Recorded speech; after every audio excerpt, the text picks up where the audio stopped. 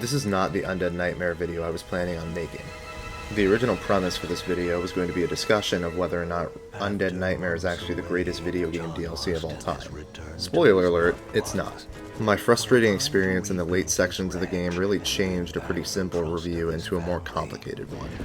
Welcome back to All In Review. Today we're talking about Undead Nightmare, the one and only major story expansion for Red Dead Redemption.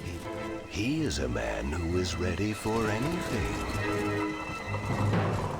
Almost anything.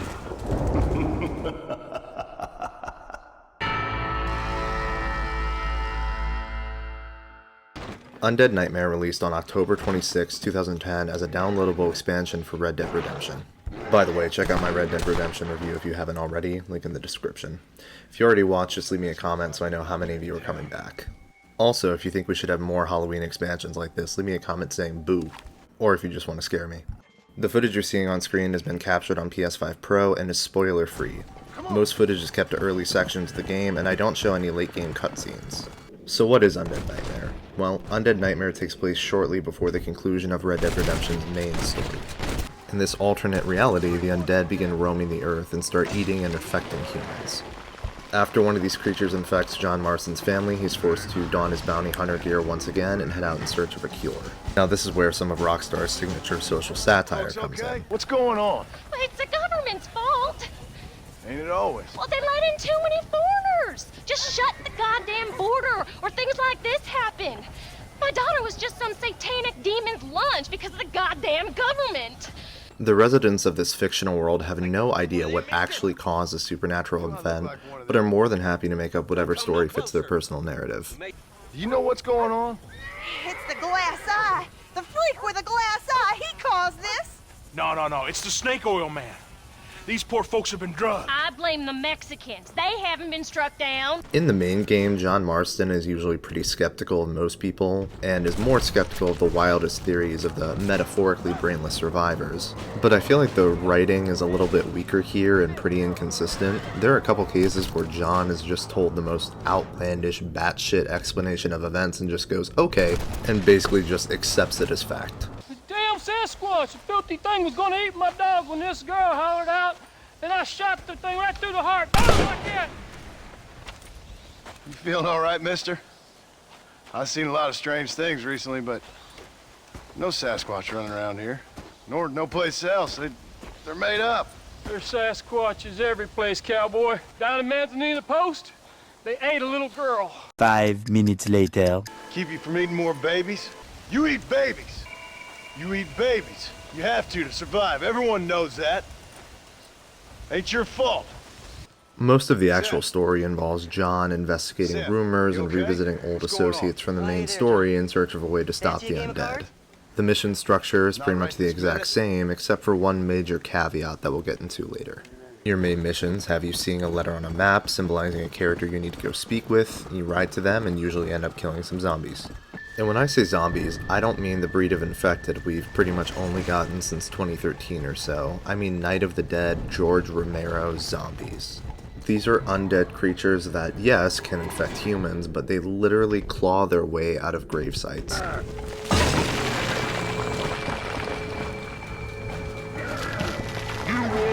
Look, I'm not saying I don't enjoy The Last of Us or Dying Light, more on that later, but it was so refreshing to play Undead Nightmare and have writers that aren't scared to use the actual original concept of what a zombie is. I don't know, maybe that's just me.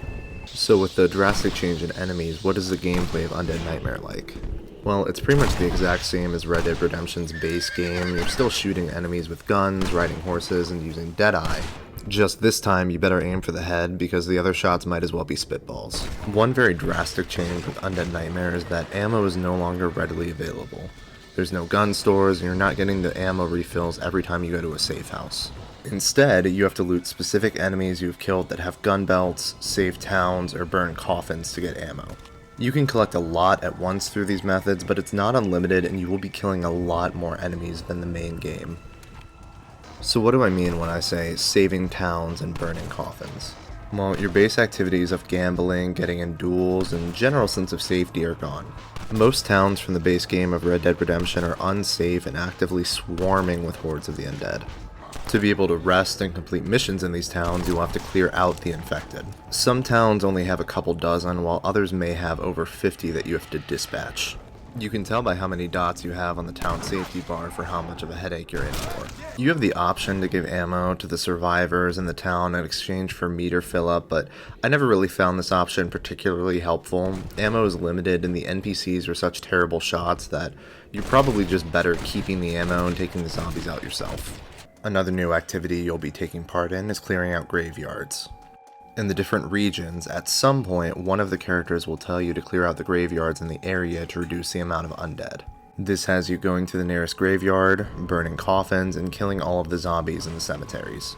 These aren't particularly hard at first. My strategy is to burn all of the coffins right away and then start dealing with the undead.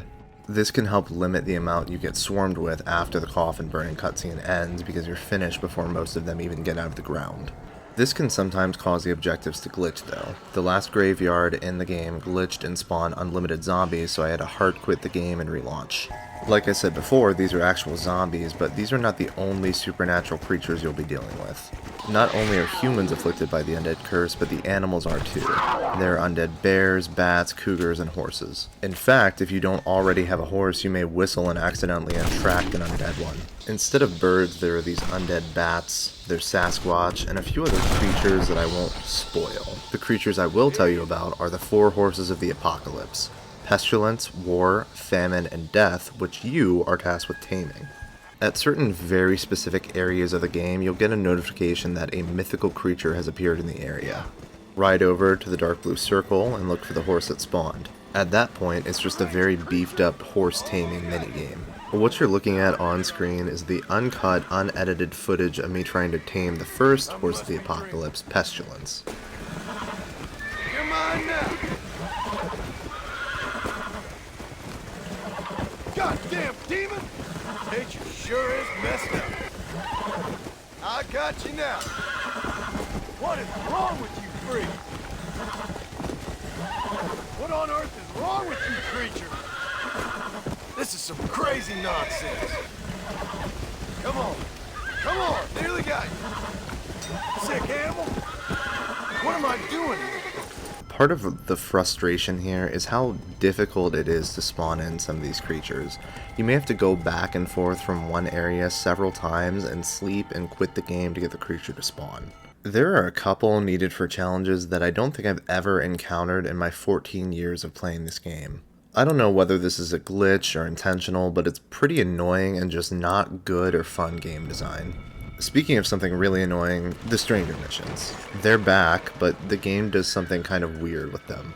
Your main story missions are denoted by a giant U for Undead Nightmare. However, after you visit a character you're helping for the first time, it is replaced by the character's letters they were given in the main game. I get that they maybe didn't want to spoil who was coming back, but it kind of gives mixed signals about what is and is not a main mission. Even putting that aside, the stranger missions are presented like completely optional content, the same as the main story.